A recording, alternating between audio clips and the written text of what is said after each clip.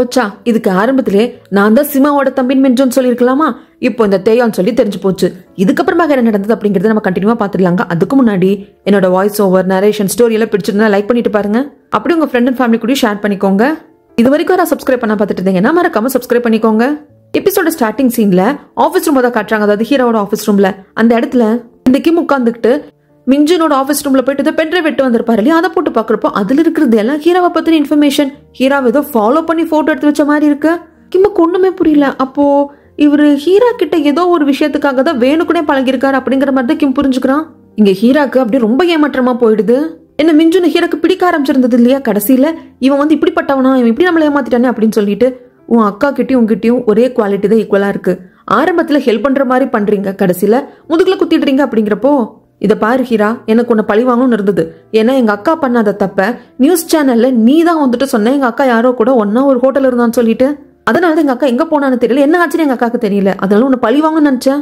உன்னை பழி வாங்குறதுக்காக உன்னை நெருங்குறப்பதான் தெரிய வந்தது நீ ரொம்ப நல்லவளா இருக்க, அடுத்தவங்க கஷ்டத்தை உன் கஷ்டமா பாக்குற, ஹெல்ப் பண்ற. ஈவன் ஜோகனை கூட நீ கண்ணுக்கு கண்ணா அம்மா மாதிரி வளர்த்து வச்சிருக்க. எனக்கு அதுதான் புரிய மாட்டேங்குது. என் அக்காவுக்கு உனக்கு இடையில என்னதான் நடந்தது அப்படிங்கிறப்போ இது எதுக்கும் வந்து பதில் சொல்லம் ஹீராங்கிறது வந்துருவாங்க. வெளிவந்த ஹீரா சில விஷயங்களை பிளாஷ்பேக்கா அப்படியே பேட்ச் நினைச்சு பார்ப்பாங்க. ஃபர்ஸ்ட் இவங்க காலேஜ் படிச்சுட்டு இருப்பாங்க, அடிக்கடி நிறைய லீவ் எடுத்துட்டு இருப்பாங்க, பார்ட் டைம் ஜாப் பண்ணணும், அவங்க அம்மாவை வந்து பாத்துக்கணும், ஹாஸ்பிட்டல் பில் கட்டணும் அப்படின்னு சொல்லிட்டு சீனியரா அவங்க காலேஜ்ல இருந்த சிமா அவங்க படிப்பை முடிச்சுட்டு ரிப்போர்ட்டரா வேலை பார்த்துட்டு இருப்பாங்க. அப்ப அவங்க வேலை வாங்கி கொடுத்தது அந்த இடத்துல அவங்க எக்ஸ் ஹஸ்பண்ட் மூலியமாக ஹீராக்கு நடந்த அநியாயம் சிமா அக்காக்கு தெரிய வேண்டாம், இவங்க இதெல்லாம் நினைச்ச வேலை வாங்கி கொடுத்தாங்க அப்படின்னு சொல்லிட்டு மறைச்சது. அதுக்கப்புறமாக பொதுவா அந்த ஆங்கருக்கு கீழே ரிப்போர்ட்டரா யாரும் காலேஜ் சீக்கிரம் வேலை வாங்கி கொடுக்க மாட்டாங்க, சீனியர் ரிப்போர்ட்டர்ஸ் தான் போவாங்க. உனக்கு சிவம் வேலை வாங்கி கொடுத்துருக்காங்க, அவங்க காலேஜ் சீனியர்னு சொல்ற என்னமோ ஒண்ணு அப்படின்னு சொல்லிட்டு அந்த எடிட்டர் சும்மாவை பத்தின ஒரு ரிப்போர்ட் இருக்கு, நீ வாசிக்கிற என்னன்னு பார்த்து சொல்ல அப்படின்னு சொல்லிட்டு போனது அப்படின்ட்டு எல்லாம் பேட்சா ஞாபகம் வருது. கொஞ்சம் ஏதோ ஒண்ணு ஹீராக்கு பயமாவும் இருக்கு. அதுக்கப்புறமாக மிஞ்சுனோட ஆஃபீஸ் ரூம் தான் காட்டுறாங்க. அந்த இடத்துல அசிஸ்டன்ட் தான் உட்காந்துட்டு இருக்காங்க. அவரு ஒரு ஃபைல் வச்சிருக்காருங்க. இவங்க அப்பா வந்துட்டு அந்த ஷிப்புக்கு கேப்டனா போயிருப்பாரு இல்லையா, அப்பதானே அந்த ஷிப் வந்து மூழ்கி இருக்கும், நிறைய பேர் இறந்து போயிருப்பாங்க, காணாம கூட போயிருப்பாங்க. அது எல்லாத்தையும் வந்துட்டு அந்த நியூஸ் பத்தினது, அந்த நியூஸ் வந்து சம்பந்தப்பட்டது யார் கூட அப்படிங்கறத கலெக்ட் பண்ணி வச்சிருக்காங்க. அது எல்லாத்தையும் பார்த்துட்டு ஒரு பெருமூச்சு விட்டுட்டு வெளியே வர்றப்போ அப்பதான் வந்துட்டு இவர் வருவார் கிம்.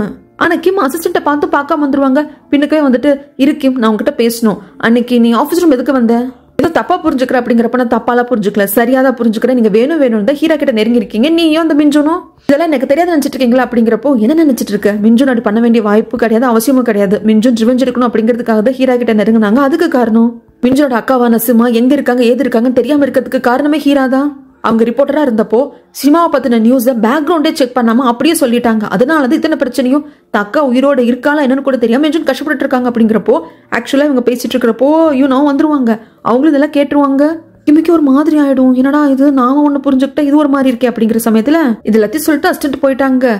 யூனாவுக்கும் சரி கிம்முக்கும் சரி ஒண்ணுமே பிடிப்படல. அந்த சமயத்துல யூனா வந்துட்டு சிமாவை பத்தின நியூஸ் எல்லாத்தையும் வந்து கொஞ்சம் கேதர் பண்ண ஆரம்பிக்கிறாங்க, ஆன்லைன்ல படிக்க ஆரம்பிக்கிறாங்க.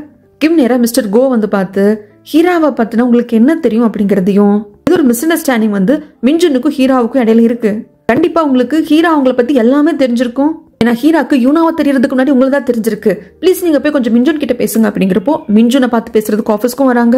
அப்பதான் அவர் எல்லாத்தையும் சொல்லுவாரு, நான் ஆரம்பத்துல உன்னையும் ஹீராவையும் பார்த்தப்போ நீங்க ரெண்டு பேரும் காதலிக்கிறீங்க, கல்யாணம் பண்ணிக்க போறீங்கன்னு நினைச்சேன்ப்பா, ஆனா கடைசியில தான் தெரிய வந்தது உங்க அக்கா தான் சிமாவை பத்தின தப்பான நியூஸ சொன்னதுனால நீ ஹீராவை பழி வாங்க வந்த அப்படிங்கறதுல நான் கொஞ்சம் இப்பதான் தெரிஞ்சுக்கிட்டேன், கொஞ்சம் கிம்மூலியமாக. அதுக்கப்புறம் என் பொண்ணு கிட்ட பேசிட்டு நீ ஃபர்ஸ்ட் ஒன்னு மட்டும் புரிஞ்சுக்கோப்பா, ஹீரா வந்து மோசமான பொண்ணு கிடையாது, ஹீராவுக்கு நடந்தது எல்லாமே அநியாயம்தான், ஹீரா அவ புருஷனை கல்யாணம் பண்ணிக்கிட்டது காதல்னால கிடையாது, அந்த ஆள் இந்த பொண்ணு ஏதோ பண்ணிட்டான், அதுல இவ கர்ப்பம் ஆயிட்டா, வேற வழி இல்லாம அந்த கல்யாணம் நடந்தது, ஆனா கல்யாணம் நடந்த நாள்ல இருந்து அவ்வளவு அபியூசிவா அனுபவிச்சிருக்கா, குழந்தை வயிற்றுல வச்சுக்கிட்டதான் நிறமாச கர்ப்பிணியா இருக்கிறப்ப கூட அவ புருஷன் மானாவரியா போட்டு அரிச்சிருக்கான். அந்த சமயத்துல தான் அவளுக்கு என்னமோ தோணி இருக்கு, சிம்மாவை பத்தி தெரிஞ்சுக்கணும், சிம்மா எங்க போனா ஏது போனான்னு தெரியல, நம்ம சிம்மாவுக்கு வந்து நம்ம பழி வாங்க போனோமா இல்ல சிம்மாவை நம்ம தப்பா பழி வாங்கிட்டோமா அப்படிங்கிற மாதிரி ஒரு குற்ற உணர்ச்சி வந்துருச்சு. என்கிட்ட எல்லாத்தையுமே சொன்னான், சிம்மா எங்க ஏதுன்னு கண்டுபிடிக்க சொன்னான். அதுக்கப்புறம் நடந்ததெல்லாம் உனக்கே தெரியும்லப்பா, அந்த வேரோஸ் பஞ்சாயத்து அது எரிஞ்சது, கடைசியில சிம்மாவோட குழந்தையதான் தான் கிட்ட வச்சு வளர்த்துட்டு இருந்தது, இதெல்லாம் உனக்கே தெரியும்லப்பா, பாவம்ப்பா ஹீரா, அவன் லைஃப்ல நல்லா இருக்கணும், சந்தோஷமா இருக்கணும், இதெல்லாம் வந்துட்டு நான் உங்ககிட்ட சொல்லணும் அப்படிங்கிறதுக்காக தான்ப்பா சொல்றேன் அப்படிங்கிறாங்க. அது மட்டும் இல்லாம மிஸ்டர் கூக்கும் வந்து தெரிஞ்சிருக்கு, ஹீரா சொல்லியிருக்காங்க. ஆக்சுவலா ஹீராவோட எக்ஸ் ஹஸ்பண்ட் தான் வந்துட்டு நியூஸ் ஆங்கரா இருந்திருப்பாங்க, பயங்கர ஃபேமஸான பர்சன், அவருக்கு கீழே ரிப்போர்ட்டரா ஒர்க் பண்றதுக்கு சீனியர் ரிப்போர்ட்டர் தான் போடுவாங்க. ஆனா அந்த வேலையை சிமா ஏன் ஹீராக்கு வாங்கி கொடுத்தான்னு தெரியல.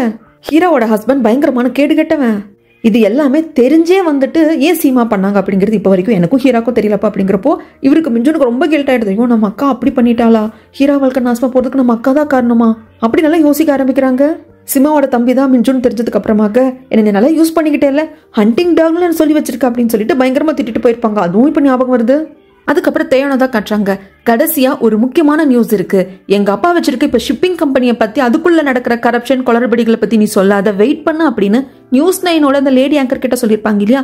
இப்ப அந்த நியூஸ் 9 லேடி ஆங்கரை வந்து பார்த்து, எதுக்காக அந்த நியூஸை பத்தி பேச வேண்டாம்னு சொன்னீங்க, திடீர்னு அப்பா மேல உங்களுக்கு பாசம் வந்துருச்சு அப்படிங்கிறப்போ, பாசம்லாம் வரல, 11 வருஷத்துக்கு முன்னாடி எங்க அப்பா இதே மாதிரி ஷிப்பிங் கம்பெனி வச்சிருந்தாரு, வேற ஒருத்தரோட பேர்ல அவர் பினாமியா வச்சு இவர் ரன் பண்ணிட்டு இருந்தாரு. அப்படி போன ஷிப்பு திடீர்னு மூழ்கி போச்சு. அதுக்கு காரணம் அந்த ஷிப் ப்ராப்பரா மெயின்டைன் பண்ணாதது. நிறைய விஷயம் இருக்கு. கடைசியில அந்த ஷிப்பை ஓட்டிட்டு போன கேப்டன் மேல பழிய போட்டாங்க. அந்த நியூஸை இப்ப கிளறணும், அதுக்காக தான் நான் ஹோல்ட் பண்ண சொன்னேன் அப்படிங்கிறாங்க. கிம்முக்கெல்லாம் ஒரு மாதிரி டிப்ரெஷன் ஸ்டேஜுக்கு போயிட்டார். நல்லா மீன் பிடிக்க போலாம் அப்படின்னு சொல்லிட்டு போயிடுவார். அந்த இடத்துக்கு யோனா வந்து நான் ஒரு விஷயத்த நல்லா யோசிச்சு பார்த்தேன். சிமா அப்படிங்கிறவங்க 11 வருஷத்துக்கு முன்னாடி எங்க போனாங்க எது போனாங்கன்னு தெரியல. சிமா ஒரு தப்பான லேடி, ஏதோ ஒரு ஆதாயத்துக்காக ஒரு பெரிய மனுஷன் கூட ஒரு ஹோட்டல்ல ஒன்னா இருந்திருக்கா, ப்ராஸ்டியூட் பண்ணிருக்கா அப்படிங்கிற மாதிரி அந்த லேடி எக்ஸ்போஸ் பண்ணது ஹீரா தான். எந்த தம்பிக்கா இருந்தாலும் கண்டிப்பா கோவம் வரும். அக்காவை பத்தி இப்படி எடுத்து சொல்லிட்டாலே அப்படிங்கிறதுக்காக ஹீரா மேல மிஞ்சுன் வந்து கோவம் வச்சிருக்கிறது கரெக்ட் தான், பழிவாங்க நினைக்கிறது கரெக்ட் தான். ஆனா ஒரு விஷயத்த யோசிச்சு பாத்தியா, உனக்கு தெரியாத இன்னும் சில விஷயங்கள் இருக்கு. மிஞ்சுன் கூட அசிஸ்டண்டா இருக்கிறவரை வந்து அசிஸ்டன்ட் மாதிரிலாம் மிஞ்சுன் நடத்துறது கிடையாது, சொந்த தம்பி மாதிரி தான் நடத்துறாங்க. ஏன்னா எதா இருந்தாலும் மிஞ்சுன் கிட்ட உரிமையா போய் அவர் சொல்றாரு. ஃபர்ஸ்ட் தெளிவா உட்காந்து கேட்கணும் அப்படின்னு சொல்லிட்டு எகைன் ஆஃபீஸ்க்கு வந்து அந்த அசிஸ்டண்ட்டை கூப்பிட்டு உட்கார வச்சு கொஞ்சம் தெளிவா சொல்லுப்பா அப்படிங்கிறப்பதான் இப்ப நம்மளுக்கு இன்னும் சில விஷயங்கள் தெரிய வருது. 11 வருஷத்துக்கு முன்னாடி ஒரு கப்பல் மூழ்கி போச்சு இல்லைங்களா, அதுக்கு கேப்டனா போனது யாரு, இந்த அசிஸ்டண்டோட அப்பா. கடைசியில அவர் சரியா வந்துட்டு ஓட்டல, அதனால கப்பல் மூழ்கி போச்சு அப்படின்ட்டு எல்லாரும் இவங்க மேல பழி போட்டிருப்பாங்க. ஈவன் இந்த பையனோட அப்பா ஃபினரில் கூட நிறைய பேர் வந்துட்டு என் பையனோட உயிரை திருப்பி கொடு, என் பொண்ணோட உயிரை திருப்பி கொடு அப்படின்னு சொல்லிட்டு குடும்பத்தை பறி கொடுத்தவங்க, சொந்தத்தை பறி கொடுத்தவங்க வந்து சத்தம் போட்டிருப்பாங்க. கடைசியில் தான் அசிஸ்டண்ட்டுக்கு தெரிய வந்திருக்கும் இதுக்கு வந்து அப்பாவுக்கும் சம்மந்தம் கிடையாது, அந்த கப்பலே வந்து சரி கிடையாது, நிறைய வந்து சர்வீஸ் எல்லாம் பண்ண வேண்டி இருந்தது. ஆனா அந்த கம்பெனி மொத்த பள்ளியும் கேப்டன் மேல போட்டுட்டாங்க அப்படின்னு தெரிய வந்து அடிக்க போய் அதுக்கப்புறமாக லாக்அப்ல இருக்கிறப்பதான் நான் விஞ்சன் போய் பார்த்தாங்க அப்படிங்கிறது நம்மளுக்கு தெரியும். ஆனா இதுல மிக முக்கியமான ஒரு விஷயம் என்னன்னா, இவங்க அப்பா ட்ரெயினியா தான் இருந்தாராம். அதுதான் இவங்க அப்பாவோட ஃபர்ஸ்ட் கப்பலாம், கேப்டனா. என் அப்பாவுக்கு கேப்டனா ஒரு கப்பலை வந்து ஓட்டுறதுல அப்படிங்கிறதுல கொஞ்சம் வந்து சர்வீஸ் கம்மியா தான் இருந்தது. ஏன்னா ஒரு ட்ரைனிங் பீரியட்ல தான் இருந்தாரு. ட்ரைனிங் பீரியட் ப்ராப்பரா முடியாமையே எங்க அப்பாவை எதுக்கு கேப்டனா போட்டாங்கன்னு தெரியல. ஃபர்ஸ்ட் அன்னைக்கு அந்த கப்பல் எடுக்க வேண்டிய கேப்டன் வரல, அதனாலதான் எங்க அப்பாவை கேப்டனா அசைன் பண்ணாங்க. ஆனா எங்க அப்பா இது வரைக்கும் கேப்டனா ஜஸ்ட் ட்ரைனிங்கா தான் எடுத்திருக்காரு தவிர்த்து ட்ரைனிங் பீரியடே முடியாம எதுக்கு போட்டாங்க அப்படிங்கறதும் தெரியல. கடைசியில எல்லா பழையும் எங்க அப்பா மேல ஈஸியா தூக்கி போட்டாங்க. எனக்கு இதுல எடுக்கிற சந்தேகம் என்னன்னா, அப்போ எனக்கு அந்த சின்ன வயசு எனக்கு தெரியல. அதுக்கப்புறம் மிஞ்சுன் என்ன வந்து பார்த்தாரு, எனக்கு எல்லாம் தெளிவுபடுத்தினாரு. நீ வந்து அந்த கப்பல் கம்பெனியோட ஓனரா நினைக்கிறது ஓனர் கிடையாதுப்பா, அதுக்கு பின்னாடி இருக்கிறது சேர்மேன் தான் சொல்லி எல்லாம் தெளிவுபடுத்தினாரு. அதுக்கப்புறம் என்ன சில விஷயங்கள் தெரிய வந்துச்சு. இன்சூரன்ஸ்க்காகவும் வேற யாராவது மேல பழி போட்டு இன்சூரன்ஸை கிளைம் பண்ணணும் இல்லையா. இப்போ கரெக்டா நல்ல சர்வீஸ் எக்ஸ்பீரியன்ஸ் உள்ள கேப்டன் அந்த கப்பலை வந்து கண்டிப்பா எடுக்க மாட்டாங்க. அந்த கப்பலுக்குள்ள இருக்கிற சில பிரச்சனை தெரியும், நல்ல சர்வீஸ் பண்ணல, இவ்வளவு வந்து பிரச்சனை இருக்குன்னு சொல்லிட்டு. அதனாலதான் எங்க அப்பா வந்து பலிகடவா யூஸ் பண்ணிருக்காங்க. எங்க அப்பா ட்ரைனிங் பீரியட்ல இருந்தாரு. ட்ரைனிங் பீரியட் முடியாம அவர் கேப்டனா அந்த கப்பல் எடுக்கிறப்போ, அந்த கப்பல் முழுகினதுக்கு அப்புறமா ஈஸியா எங்க அப்பா மேல பழி போட்டாரு. அப்படிங்கிறப்போ என்னடா இது, அப்ப அதனாலதான் நீ சேர்மேனை பழி வாங்கணும்னு நினைக்கிறேன் அப்படின்னு சொல்லிட்டு கிம்புக்கு என்ன தோணுதுன்னா, என்னடா எல்லாரும் சுத்தி சுத்தி பழி வாங்குறீங்க, பழி வாங்கிட்டு போங்க அப்படிங்கிற மாதிரி பேசுறாங்க. இந்த பக்கம் சீனை கட் பண்ணா எப்பவுமே ஒரு டிடெக்டிவ் கிட்ட வந்துட்டு சில இன்ஃபர்மேஷன்ஸை கலெக்ட் பண்ணிட்டே இருப்பாரு இல்லையா நம்மளோட மிஞ்சுன். அவரை கூப்பிட்டு ஹீராவை பத்தி கேட்கறதுக்கும் தன்னோட அக்கா தான் ஹீராக்கு வேலை வாங்கி கொடுத்தாங்க அப்படிங்கிறது தெரியும். எங்க அக்கா எல்லாம் தெரிஞ்சுதான் பண்ணாங்களா அப்படிங்கிறப்போ, அது எனக்கு தெரியாது மிஞ்சுன். ஆனா அந்த எக்ஸஸ்பண்ட், ஹீராவோட எக்ஸஸ்பண்ட் இருக்கான் இல்லையா, இப்போதைக்கு அவன் மிஸ்ஸிங் ஆங்க, எங்க இருக்கான் ஏது இருக்கானே தெரியல, அப்படிதான் வந்துட்டு நியூஸ் போயிட்டு இருக்கான். அந்த ஆள் வந்து நியூஸ் ஆங்கரா இருக்கிற சமயத்துல அவனுக்கு கீழே ஒர்க் பண்ண எல்லா லேடி ரிப்போர்ட்டர்ஸையும் வந்துட்டு அவன் கொஞ்சம் அபியூஸ் பண்ணியிருக்கான். அவன் மேல அந்த குற்றச்சாட்டு இருந்தது. ஆனா அந்த நியூஸ் கம்பெனி மூடி மறைச்சிருவாங்க, வெளியே விட மாட்டாங்க. சம்பந்தப்பட்ட பொண்ணுங்களும் அமைதியா இருந்துருவாங்க, ஏன்னா அவங்க கரியருக்காக. ஆனா அந்த நியூஸ் கம்பெனிக்குள்ளே ஒரு சீனியர் ரிப்போர்ட்டரா இருக்கிற உங்க அக்காவுக்கு எப்படி இது தெரியாம இருந்தது அப்படிங்கிறது எனக்கு தெரியல. எனக்கு இருக்கிற டவுட் என்னன்னா, உங்க அக்காவுக்கு தெரியலையா, இல்ல உங்க அக்கா எப்படி அந்த மாதிரி பிரச்சனை பண்ணக்கூடிய ஆளுங்களை சமாளிச்சுக்கிறாங்க, அதே மாதிரி ஹீராவும் சமாளிச்சுப்பான்னு நினைச்சாங்களா அப்படிங்கறதும் எனக்கு தெரியல. இந்த இடத்துல ஒரு சின்ன டவுட் இருக்கு அப்படின்னு சொல்லி முடிக்கிறப்போ மிஞ்சுனுக்கு இன்னும் வந்து ஒரே குழப்பமா இருக்கு. சேர்மேன் கேட்டுக்கிட்ட மாதிரியே அந்த கப்பல் கம்பெனியோட ஓனர்ஷிப் மொத்தமா நம்மளோட மிஞ்சுன் பேருக்கு மாத்தினதுக்கான எல்லா ஃபைல்ஸையும் கொண்டு வந்து கொடுத்துட்டாங்க. சேர்மேனுக்கு பயங்கர ஹாப்பி. இந்த பக்கம் மிஞ்சுனோட அசிஸ்டன்ட்டுக்கு ஹெல்ப் பண்றதாக யூனாவும் கிமும் வந்து ஒத்துக்கிட்டாங்க. உங்க அப்பா கூட ஒர்க் பண்ணவங்களை போய் பார்த்து பேசலாம் அப்படின்னு சொல்லிட்டு உங்க மூலமா டீடைல்ஸ் கிடைக்கும் அப்படின்னு சொல்லிட்டு பாக்குறாங்க. அந்த நியூஸ் 9 லேடி ஆங்கர் கிட்ட தேயான் கேட்டுக்கிட்ட மாதிரியே 11 வருஷத்துக்கு முன்னாடி அந்த ஷிப் மூழ்கி போச்சு இல்லைங்களா, அந்த நியூஸ் வந்து இப்ப எடுத்து பேச ஆரம்பிக்கிறாங்க. இதை பாக்குற சேர்மனுக்கு என்னடா இது பழைய குப்பையை கிளறாங்க அப்படிங்கிற மாதிரி தான் இருக்கு. இந்த பக்கம் ஜோகனை தான் காட்டுறாங்க.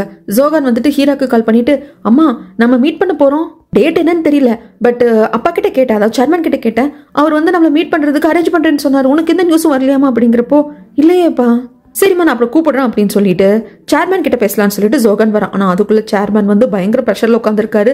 இந்த நியூஸ் எல்லாம் கலெக்ட் பண்றது யாரு, 11 வருஷத்துக்கு முன்னாடி நடந்த அந்த ஷிப் மூழ்கி போன கதையெல்லாம் கிளறது யாரு அப்படிங்கிறப்போ, இப்போ அதை பத்தி இவங்க எல்லாம் தானே தேடிட்டு இருக்காங்க. யாரு, கிம், நம்ம யூனா, இவங்களோட போட்டோஸ் தான் கிடைக்குது. இதுக்கு பின்னாடி தன் பொண்ணு இருக்கா அப்படிங்கிறது இன்னும் அவருக்கு தெரியல. இப்படி கோவமா இருக்கிற மனுஷன் கிட்ட இந்த மாதிரி நான் அம்மா கிட்ட இப்ப பேசினேன்ப்பா, அம்மாவுக்கு வந்து இன்னும் தெரியலையாமே, நீங்க அம்மா பார்க்க வைக்கிறேன்னு சொன்னீங்க இல்லையா, டேட்டு டைம்ல ஃபிக்ஸ் பண்ணிட்டீங்களா அப்படின்னு கேட்கிறப்போ தன்னோட அசிஸ்டன்ட்டுக்கு கஞ்சாட காட்டி ஜோகனை கூப்பிட்டு போகும்படி சொல்லி, ஆனா ஜோகன் வெளியே இன்னும் ஃபுல்லா போகல, கதவு கிட்ட போய்கிட்டே இருக்கிறப்போ ஜோகனை பாத்துக்கிற அந்த நானிக்கு பலார்னு ஒரு அப்பு கொடுக்குறாங்க. ஜோகன் பயந்தே போயிடுவான். குழந்தை கிட்ட போன் எப்படி வந்துச்சு அப்படின்னு கேட்கிறப்போ, சார் எனக்கு தெரியாது சார் அப்படிங்கிற சமயத்துல ஜோகனுக்கு கஷ்டமா இருக்கு. இதை கொடுத்தது அக்கா தேயான் தான், நீங்க இதை என்கிட்ட கேட்டிருக்கலாம்ல, எதுக்கு அடிச்சிங்க அப்படிங்கிறப்ப அவர் எதுவும் சொல்லாம வந்துடுறாங்க. கடைசியில போனை கொடுப்பா அப்படின்னு சொல்லிட்டு அந்த நானி கேட்கறதுக்கு ஜோகனு கொடுத்துடுறான். நீங்க ஓகே தானே, உங்களை அவர் அடிச்சுட்டாருல அப்படிங்கிறப்போ நீ போய் படுத்து தூங்குப்பா அப்படின்னு சொல்லிட்டு அந்த நானி எதுவும் சொல்றது இல்ல. ஆனா ஜோகனுக்கு புரிஞ்சு போச்சு, நம்ம இதுக்கப்புறம் இங்க இருக்க முடியாது, என்ன இருந்தாலும் இப்படி அடிக்கிறானே அப்படின்னு சொல்லிட்டு யாருக்கு தெரியாம பேக் எல்லாம் பேக் பண்ணிட்டு நேரா ஹீராவை பாக்குறதுக்காக வந்துடுறான். ஏற்கனவே தேயான் கூப்பிட்டு வந்திருப்பா இல்லையா, அதனால ஹீரா இந்த இடத்துல இருப்பாங்கன்னு தெரியும். வந்துட்டு அம்மா நாங்க போக மாட்டோமா, எனக்கு பயமா இருக்குமோ, உன்னை பார்க்க முடியாம போயிடுமோன்னு பயமா இருக்குமோ அப்படின்னு சொல்லிட்டு கட்டிப்பிடிச்சு சொல்லறப்போ, போலீஸ் வந்து உங்களை அரெஸ்ட் பண்றோம், ஜோகன் இங்க கடத்தினதுக்காக அரெஸ்ட் பண்றோம் அப்படின்னு சொல்றாங்க. ஜோகன் கெஞ்சுறான், கதறான், ஒன்னும் வேலைக்காகிறது இல்ல. அங்க வந்து மின்ஜுன் வர்றப்பதான் அந்த குட்டி பையன் போயிட்டு கேப்பா, ப்ளீஸ் எங்க அம்மா காப்பாத்துங்க அப்படின்னு சொல்லிட்டு ஹீராக்கு தெரிஞ்சு போச்சு இவங்க எதை வச்சு பிளே பண்றாங்கன்னு சொல்லிட்டு, அதனால ஜோகன் நீ அமைதியா இரு அப்படின்னு சொல்லிட்டு போயிடுறாங்க. ஸ்டேஷன் போனதுக்கு அப்புறமாக கூட நம்ம மின்ஜுன் ஹெல்ப் பண்ற அப்படின்னு சொன்னாலும் அதை வந்துட்டு இவங்க ஹீரோ ஏத்துக்க மாட்டேங்கிறாங்க. சரி சேர்மேன் தானே இந்த கம்ப்ளைண்ட் கொடுத்திருக்காரு, சேர்மேனை பார்க்க வரலாம் அப்படிங்கிறப்போ பாவம் ஜோகன் முட்டி போட்டு கெஞ்சுறான், அதுக்கு அப்படி பண்ணவே மாட்டேன், நீங்க என்ன சொன்னாலும் கேட்கிற, அம்மா விட்டுருங்க, ஹெல்ப் பண்ணுங்கன்னு கெஞ்சிட்டு இருக்கான். அதை பாக்குற மின்ஜுனுக்கு அவ்வளவு கஷ்டமா இருக்கு. கடைசியில் நீ போய் தூங்குப்பா அப்படின்னு சொல்லிட்டு, எதுக்காக இதை பண்ணீங்க அப்படின்னு சொல்லி கேட்குற சமயத்தில் நான் ஏற்கனவே சொன்னேன், என் பையன் அந்த ஜோகன் விஷயத்தில் ஹீரா வரக்கூடாது, அந்த அளவுக்கு அவளை ஒதுக்கிவேன்னு சொல்லிட்டு, அது உன்னால பண்ண முடியல, எனக்கு வேற வழி தெரியல அப்படிங்கிறாங்க. இது ஒண்ணுதான் ரீசனா அப்படின்னு கேட்க சேர்மன் ஓகே உண்மையவே சொல்றேன், ஆக்சுவலா 11 வருஷத்துக்கு முன்னாடி அந்த கப்பல் மூழ்கி போன பிரச்சனை இருக்கு இல்லையா, அதை மறுபடியும் கேலரி தூசு தட்டி விசாரிச்சுட்டு இருக்கிறது ஹீரா, யூனா, கிம், அவங்க எல்லாரும் அந்த டிடெக்டிவ் ஏஜென்சியில இருக்கிறவங்க, அதனாலதான் இதுவும் ஒரு காரணம் அப்படின்னு சொல்லிட்டேன். ஜோகனை பார்க்க வர அவன் இன்னும் அழுதுட்டு தான் உட்காந்துருக்காங்க. நீ எதுக்கும் கவலைப்படாத ஜோகன், படுத்து தூங்கு, நான் இப்ப நேர ஸ்டேஷன் தான் போறேன். சேர்மன் வந்து பேசிட்டாரு, உங்க அம்மா விட்டுருவாங்க அப்படின்னு சொல்லிட்டு குழந்தைய சமாதானப்படுத்திட்டு ஸ்டேஷன் வந்தா சேர்மன் பேசிட்டாங்க, ஹீராவை விட்டுட்டாங்க. இவர் வந்து கார்ல கம்பல் பண்ணி தான் கூப்பிட்டு வராரு, நான் டிராப் பண்றேன்னு சொல்லிட்டு ஹீராவும் ஓகேன்னு வராங்க. உங்க ஆஃபீஸ் இருக்கிற பில்டிங் வந்ததும் காரை நிறுத்திட்டு, ஒரு நிமிஷம் இருங்க ஹீரா, என் அக்கா நிஜமாலுமே உங்களுக்கு வேணும்னு அந்த வேலையை வாங்கி கொடுத்தாங்க, உங்களுக்கு அங்க இப்படி ஒரு தப்பு நடக்கும்னு தெரிஞ்சே வேணும் உங்களை அந்த வேலை வாங்கி கொடுத்து எங்க அக்கா மாட்டி விட்டாங்களா அப்படிங்கிறது எனக்கு தெரியாது. அப்படி நடந்திருந்து அதனால உங்க வாழ்க்கையில் உள்ள கஷ்டம் அனுபவிச்சிருக்கீங்க அப்படின்னா எங்க அக்கா சார்பா நான் உங்ககிட்ட மன்னிப்பு கேட்டுக்கிறேன். இதுக்கப்புறமாக நீங்க ஜோகன் விஷயத்துல தலையிடாதீங்க, அது ரொம்ப தப்பா போயிடும், உங்களுக்கு தான் நிறைய கஷ்டம் வந்து சேரும், ஜோகனும் அதனால அஃபெக்ட் ஆவான். இதுக்கப்புறமாக நான் பாத்துக்கிறேன், ஜோகன் என்னோட அக்கா பையன், நான் பாத்துக்கிறேன் அப்படிங்கிறப்போ அது ஓகே எனக்கு புரியுது, ஆனா நான் ஜோகனோட அம்மா சீமா சீனியருக்கு நான் அப்படிதான் வாக்கு கொடுத்துருக்கேன், என்ன ஆனாலும் அந்த பையனை பத்திரமா பாத்துப்பேன் அப்படின்னு சொல்றதுனால நான் இதுல இருந்து விலக மாட்டேன் அப்படின்னு சொல்லிடுவாங்க. இந்த எஃபி இன்சூரன்ஸ் கம்பெனியோட ஃபவுண்டேஷன் டே அன்னைக்கு தான் என்னோட பையனை எல்லாருக்கும் அறிமுகப்படுத்த போற அப்படின்னு சொல்லிட்டு சேர்மன் முடிவு பண்ணிருப்பாரு. அந்த நாளும் வருது, அதுக்காக மின்ஜுன் ரெடி ஆயிட்டு இருக்கிறப்போ போலீஸ் அரெஸ்ட் பண்ண வராங்க. அந்த கப்பல் கம்பெனியில் நடக்கிற கரப்ஷனை பத்தியும் அங்க இருக்கிற எம்ப்ளாயிஸை நீங்க பேச விடாம தடுத்திருக்கீங்க, அதன் வகையில் உங்களை அரெஸ்ட் பண்றோம் அப்படிங்கிறப்போ இது மின்ஜுனுக்கு புரிஞ்சு போச்சு, இதுக்கு பின்னாடி சேர்மன் தான் இருக்காங்கன்ட்டு. ஆனா மின்ஜுன் எதிர்பார்க்காதது இவ்வளவு சீக்கிரமா அது நடக்கும்னு எதிர்பார்க்கல. இங்க ஜோகனுக்கு கோச்சுட்டெல்லாம் மாட்டி விட்டுட்டாங்க, கிளம்பலாமாப்பா அப்படிங்கிறப்போ நீங்க என் அம்மா எதுவும் பண்ண மாட்டீங்கல்ல, நீங்க எது சொன்னாலும் நான் கேட்கறேன் அப்படிங்கிற சமயத்துல, இதை பாரு ஜோகன், இப்ப நம்ம ஒரு இடத்துக்கு போறோம், பயங்கர பவர்ஃபுல்லான இடம், நீ விரும்புறவங்களை நீ பாதுகாக்கணும்னு நினைச்சேன்னு உங்ககிட்ட பவர் இருக்கணும், அப்பதான் பாதுகாக்க முடியும் அப்படின்னு சொல்லி கூப்பிட்டு வராங்க. கம்பெனிக்குள்ள கூப்பிட்டு வராங்க. அந்த இடத்துக்கு நம்ம ஹீரா வந்து நிக்கிறாங்க. என்னம்மா இங்க வழிவிடு அப்படிங்கிறப்போ, நான் இங்க வந்தது ஜோகனை என் கூட வீட்டுக்கு கூப்பிட்டு போறதுக்கு அப்படிங்கிறாங்க, நீ தேவையெல்லாம் பேசிட்டு இருக்க அப்படிங்கிறப்போ அந்த பக்கம் ஹீராவும் வந்துடுறாங்க. இன்னொரு பக்கம் ப்ராசிக்யூட்டர் ஆஃபீஸ்ல இருந்து நம்மளோட மின்ஜுனும் வராங்க. சேர்மனுக்கு ஷாக்கு, இவனை அரெஸ்ட் பண்ண மாதிரி ஏற்பாடு பண்ணிட்டோமே அப்படின்னு சொல்லிட்டு. ஆனா ஏற்கனவே ஸ்மார்ட்டா வேலை பார்க்க ஆரம்பிச்சாரு இல்லையா மின்ஜுன், இப்போ மின்ஜுனோட பேர்ல தான் அந்த கப்பல் கம்பெனி வச்சுக்கோப்பா, நீயே பாத்துக்கோன்னு சொன்னாங்க இல்லையா. ஆனா அதெல்லாம் மின்ஜுன் அப்படி எடுத்துக்கவே கிடையாது. சேர்மேன் கிட்ட காட்டுறதுக்காக அந்த மாதிரி சும்மா ஷோ ஆஃப் பேப்பர்ஸை காட்டிட்டு சேர்மேன் தான் அந்த கப்பல் கம்பெனிக்கு ஓனர் அப்படிங்கிற மாதிரி ரெஜிஸ்டரே பண்ணியிருப்பாரு. இப்போ பிரச்சனை, இப்போ கரப்ஷன் மட்டும் கிடையாது, 11 வருஷத்துக்கு முன்னாடி நடந்த கரப்ஷன்ல அந்த கப்பல் மூழ்கி போன விவகாரத்திலையும் உங்க மேலதான் வந்து குற்றச்சாட்டு இருக்கு அப்படின்னு சொல்லிட்டு அரெஸ்ட் பண்றதுக்கு ரெடியா இருக்காங்க. டக்குனு ஜோகனை தன் பக்கம் இழுத்து ஹீரா வச்சுக்கிறான். சேர்மேனை அரெஸ்ட் பண்ணி விசாரணைக்காக இங்க இருந்து ப்ராசிக்யூட்டர் ஆஃபீஸ்க்கு கூட்டு போறாங்க. இது எப்படி இவங்களால ஈஸியா சாதிக்க முடிஞ்சது அப்படின்னா, இவங்களால தனியால சாதிக்க முடிஞ்சிருக்காது. தேயானோட ஹெல்ப்பை கேட்டிருந்திருப்பாங்க. தேயானுக்கு அவங்க அப்பாவோட இடம் அவளுக்கு வேணும். அவங்க அப்பாவை என்ன பண்ணாலும் சரி மாட்டி விடுறதுக்கு தானே தேயானே வந்து குறியா இருந்தா. அதனால தேயான் கிட்ட ஃபர்ஸ்ட் போய் நம்ம மிஞ்சுன் பேசியிருப்பாங்க, பின்னாடியே வந்து ஹீராவும் பேசியிருப்பாங்க. இப்போ இவர் வந்துட்டு விசாரணைக்காக சேர்மேன் போயிட்டாரு. ஆனாலும் தேயான் அடங்குற மாதிரி இல்லைங்க. இந்த குழந்தை ஜோகன் உயிரோட இருக்கானே, இவன் சுத்தமா இந்த உலகத்துல இல்லைன்னா தானே அவளால் நிம்மதியா இருக்க முடியும். அதனால இதை பாரு ஹீரா, என்னதான் சொன்னாலும் இவன் என்னோட ஹாஃப் பிரதர், இவன் என் ஃபேமிலி, நான் தான் பாத்துக்கணும். ஜோகன் அக்கா கூட வரியாடா போலாம் அப்படின்னு சொல்லிட்டு கையை பிடிக்க வர ஹீரா தட்டி விட்டுட்டு, இன்னும் கொஞ்ச நேரத்துல இந்த கம்பெனியோட முக்கியமான ஆட்கள்ல இங்க கூடிடுவாங்க. அவங்க யாருக்கும் ஜோகன் யாரு, யாரோட பையன் அப்படிங்கிறது தெரியக்கூடாதுன்னு தான் நீ நினைக்கிறேன். அதனாலதான் மற்ற மெம்பர்ஸ் எல்லாம் கூடுறதுக்கு முன்னாடியே உங்க அப்பாவை அரெஸ்ட் பண்ணி கூப்பிட்டு போன ஏற்பாடுலாம் பண்ணியாச்சு. தேவையெல்லாம் சீன் கிரியேட் பண்ண அப்படின்னா சேர்மனோட பையன் இவன் தான் சொல்லிட்டு நானே எல்லாருக்கும் சொல்லிடுவேன். ஜோகன் என் பையன், நான் பார்த்துப்பேன் அப்படின்னு சொல்லிட்டு அங்கிருந்து கூப்பிட்டு போயிடுறாங்க. இதுக்கப்புறம் என்ன நடந்தது அப்படிங்கிறத நான் அடுத்த வந்து சொல்றேங்க.